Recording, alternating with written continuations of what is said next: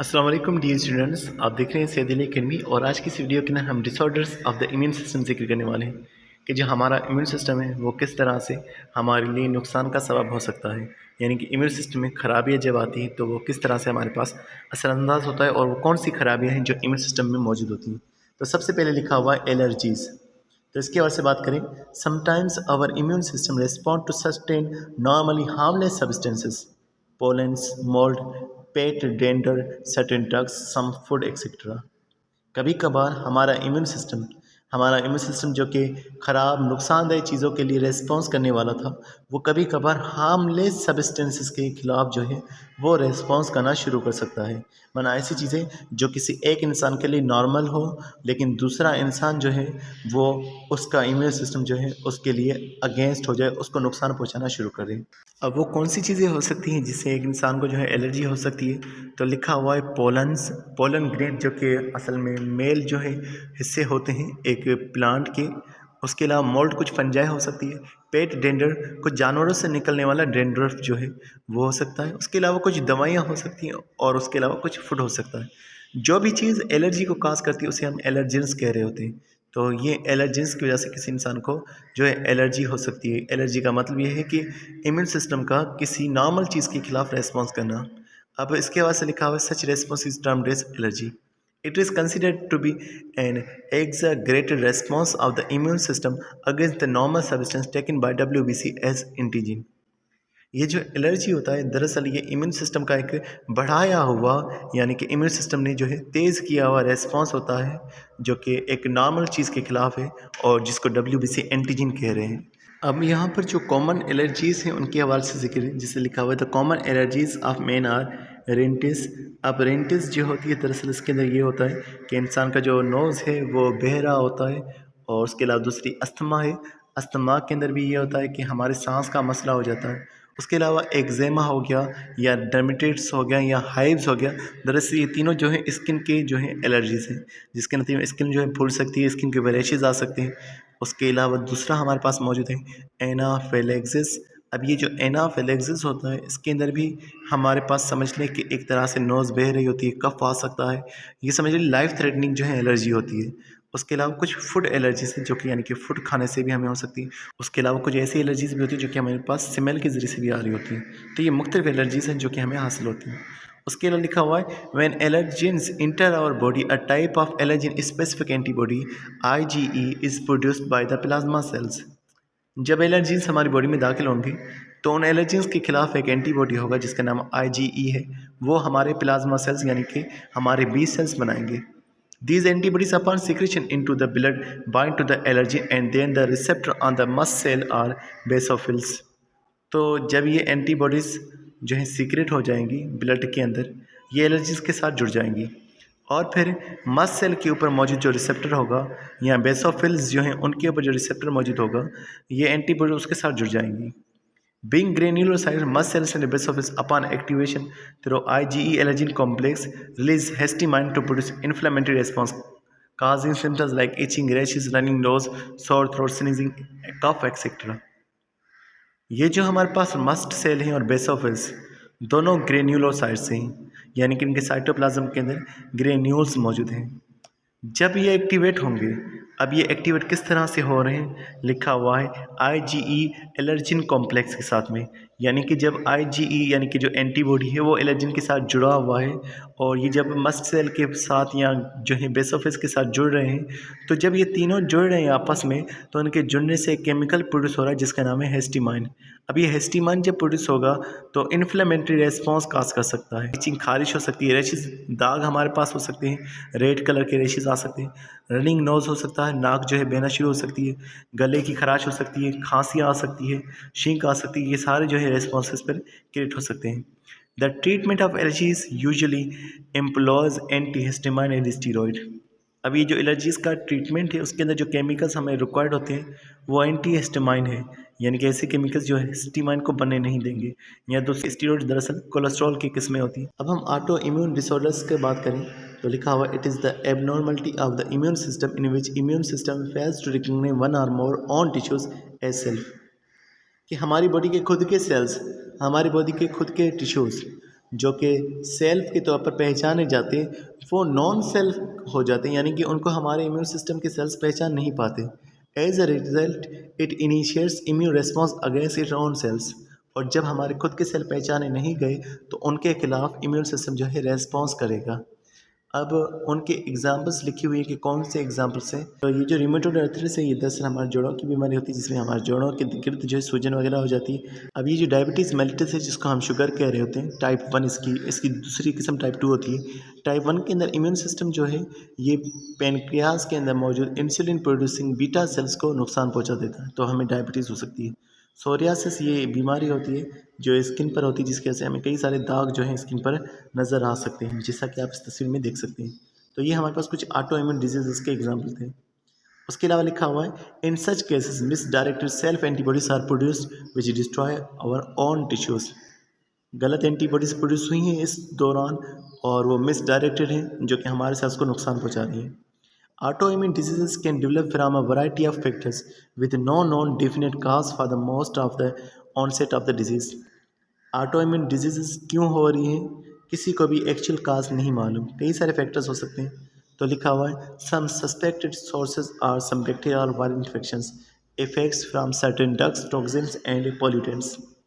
कुछ जो फैक्टर्स यहाँ पर बयान है कि वायरस का इन्फेक्शन हो गया, बैक्टीरिया का इन्फेक्शन हो गया, कुछ दवाइयों का नुकसान हो गया, टॉक्सिन्स कुछ हो गए, उसके अलावा कुछ पॉल्यूटेंट्स यानी पोल्यूशन काजिंग एजेंट्स।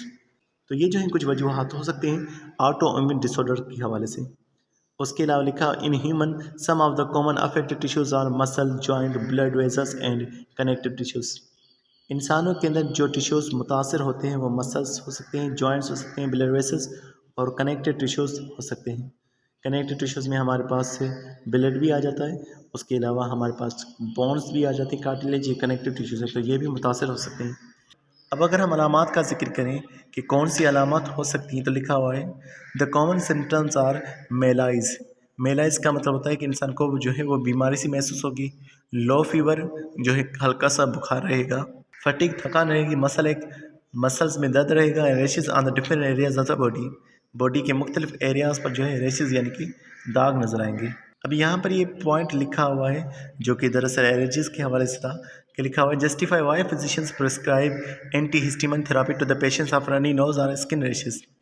तो इसके हवाले से बात करें तो लिखा हुआ as you have already learn that during the allergic reaction mast cells and basophil histamine to induce inflammation. तो जैसे कि मालूम है कि जब एलर्जी होती है मस्ट सेल और बेसोफिल्स हिस्टामिन को प्रोड्यूस करते हैं और जो कि इन्फ्लेमेशन को काज करते हैं। In order to reduce inflammatory response antihistamine drugs are used to block the histamine receptors of the mast cell, muscles, endothelium et cetera. तो अगर हम इन्फ्लेमेटरी रेस्पॉन्सेस को रोकना चाहते हैं तो होगा क्या कि एंटी हिस्टामिन ड्रग्स यूज़ की जाएंगी और जो कि हिस्टामिन के रिसेप्टर्स को जो है बंद कर देंगी। जब हिस्टामिन के रिसेप्टर्स नहीं होंगे वो काम नहीं करेंगे, इस तरह से हिस्टामिन की प्रोडक्शन ना होने की वजह से ये जो है रनी नोज़ वगैरह जो है बंद हो जाएगा, एलर्जी कंट्रोल में हो जाएगी। तो लिखा हुआ है and ultimately the allergy is controlled, itching, sneezing, running nose, skin rashes are thus reduced in this way. तो ये जो बाकी अलामात थी एलर्जीज़ की वो भी इसी तरह से रोकी जा सकती हैं। अब हम एक और जिक्र कर रहे हैं जो कि है ट्रांसप्लांट रिजेक्शन, कि अगर हमारी बॉडी किसी चीज़ को हासिल कर रही है और उसको फिर इनकार कर दे। तो इसके बाद से लिखा हुआ whenever some of the body organs either loses its function or lost due to some accident or incident it is desire to replace it from the क्रॉसप्रोडिंग healthy organ from a donor. कि जब हमारी body के कोई organs काम नहीं कर रहे या वो ख़त्म हो चुके हैं, लॉस हो चुके हैं किसी एक्सीडेंट की वजह से, किसी इंसिडेंट की वजह से, तो फिर उन्हें जो है हेल्दी ऑर्गन के साथ रिप्लेस किया जाता है।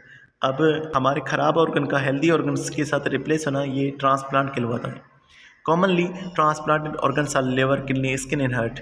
जो आमतौर पर हम लोग ऑर्गन्स ट्रांसप्लांट करते हैं उनमें लिवर शामिल है, गुर्दे शामिल है, स्किन भी ट्रांसप्लांट हो सकती है और हार्ट भी। However, transplanted organ is always subject to some degree of rejection because of the fact that genetically donor and recipients are not identical. तो अगर कोई ऑर्गन ट्रांसप्लांट हो चुका है और वो ट्रांसप्लांटेशन सक्सेसफुल भी है तो फिर भी कभी ना कभी रिजेक्शन का चांस हो सकता है। रिजेक्शन का मतलब है कि हमारी बॉडी उसके खिलाफ जो है एक्टिविटीज़ परफॉर्म करेंगे, एंटीबॉडीज़ प्रोड्यूस करेंगी और इसकी वजह ये होगी क्योंकि जो डोनर था जिसने ऑर्गन दिया था और जिसने हासिल किया था ऑर्गन, वो उन दोनों के जीन्स एक दूसरे के साथ मैच नहीं करते। तो लिखा हुआ है thus the transplanted organ is subject to the attack of immune cells of the recipient. तो जिसके पास ट्रांसप्लांटेड ऑर्गन गया है, चांस है कि उस पर जो है ट्रांसप्लांटेड ऑर्गन पर जो रिसेप्टेंट था जिसने ऑर्गन लिया था उसके सेल्स हमला कर सकते हैं। The response is termed as transplant rejection. It has been observe that different type of transplanted tissues encounter different rejection mechanisms of the host cell immune system. तो ये मालूम किया गया है कि जब भी किसी इंसान के अंदर ट्रांसप्लांट किया जाता है कोई ऑर्गन, तो इम्यून सिस्टम कई सारे मैकेनिज्म से उसको जो है अटैक करता है। It could be consequence of cell mediated immunity और ह्यूमरल इम्यूनिटी। तो इसके अंदर जो है हमारे पास टी सेल्स भी इन्वॉल्व हो सकते हैं और दूसरा बी सेल्स जो हैं वो भी इस मैकेनिज्म में हिस्सा हो सकते हैं।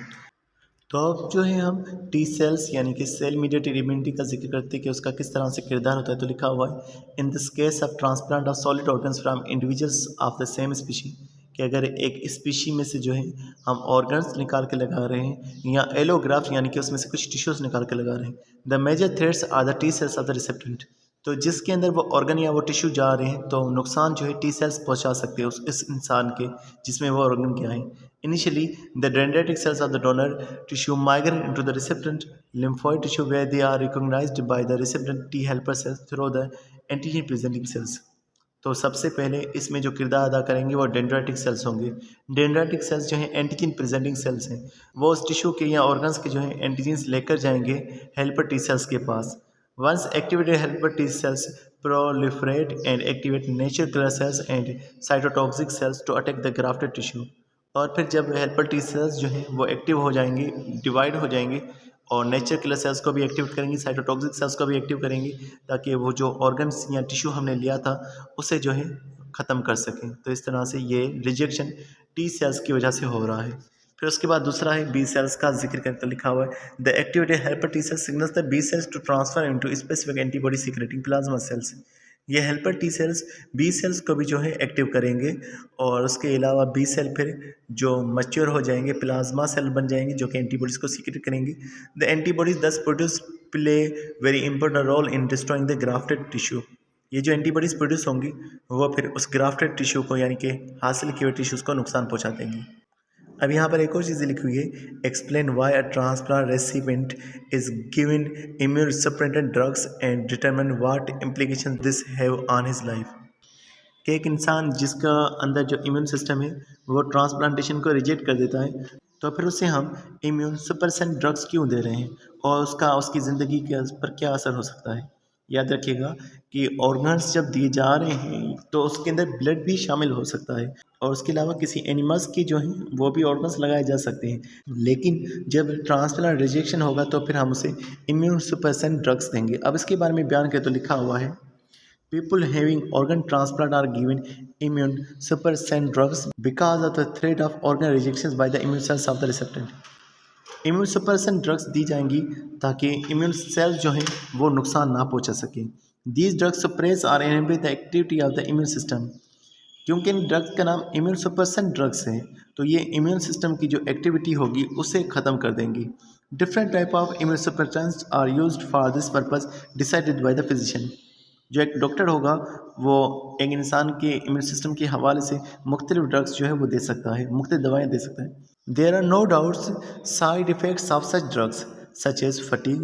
इसके साइड इफ़ेक्ट्स हैं और वो कौन से हैं, जैसे लिखा हुआ है फटीग यानी थकान का आना, हेडेक सर का दर्द, नोज़िया यानी कि वोमिटिंग का एहसास, वोमिटिंग आ सकती है, एक्ने यानी कि दाने निकल सकते हैं, डायबिटीज़ हो सकती है, हाइपरटेंशन ब्लड प्रेशर तेज़ हो सकता है, हेयर लॉस हो सकता है। उसके अलावा माउथ सोर जो है, माउथ सोर का मतलब होता है कि मुंह के अंदर जख्म का आ जाना। सेप्सिस का मतलब होता है कि अगर हमारे पास कोई इन्फेक्शन हो चुका है वो इन्फेक्शन और कई सारी बीमारी को काज कर सकता है तो इसे सेप्सिस कहते हैं। ऑस्टियोपोरोसिस हड्डियों का टूट जाना। तो ये जो है हमारे पास साइड इफ़ेक्ट हो सकते हैं उन ड्रग्स के जो कि हम इम्यून सिस्टम को सप्रेस करने के लिए दे रहे हैं। लाजमी बात है कि अगर इम्यून सिस्टम सप्रेस होगा तो रिजेक्शन से तो बचा देगा, लेकिन अगर कोई और इन्फेक्शन होगा तो वो ट्रिगर ज़रूर हो सकता है, कोई और जरासीम जो है वो हमारी बॉडी में फिर असर कर सकता है। तो डियर स्टूडेंट्स ये हमारा चैप्टर यहाँ पर होता है ख़त्म। तो मिलते हैं नेक्स्ट वीडियो, तब तक बहुत सारा ख्याल रखिएगा। अस्सलाम वालेकुम।